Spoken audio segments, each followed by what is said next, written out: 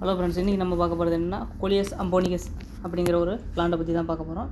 அது என்னென்னு பார்த்துக்கிட்டிங்கன்னா கற்பூரவள்ளி இல்லைன்னா ஓமவல்லி இலை அப்படிம்பாங்க ஊர் பக்கம், நம்ம ஊர் பக்கம்.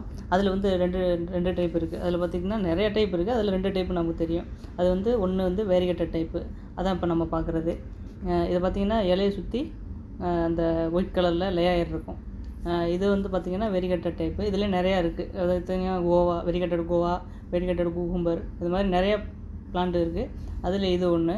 அந்த ஓமவல்லிலையும் இது இருக்குது.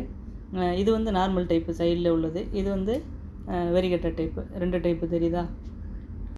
இந்த இலையை எப்படின்னா நம்ம இதில் எப்படின்னா கஷாயம் வச்சும் குடிக்கிறாங்க. அப்புறம் பார்த்துக்கிட்டிங்கன்னா ரசம் வச்சும் குடிக்கிறாங்க.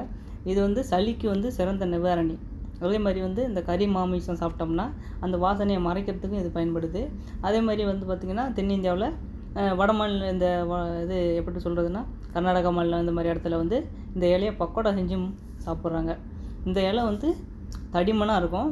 அதே பார்த்திங்கன்னா உடஞ்சி போகும், டக்குன்னு உடையும் தன்மையாக இருக்கும். இந்த செடி முடியோட வாசனை திரவியமாகவும் பயன்படுத்துகிறாங்க. அப்புறம் பார்த்துக்கிட்டிங்கன்னா அலங்கார பொருளாகவும் நிறைய இடத்துல இதை வச்சுருப்பாங்க. வீடியோ பிடிச்சிருந்தால் லைக் பண்ணுங்கள், ஷேர் பண்ணுங்கள், கமெண்ட் பண்ணுங்கள், சப்ஸ்கிரைப் பண்ணுங்கள். அப்படியே பெல் பட்டனை ப்ரெஸ் பண்ணிடுங்க.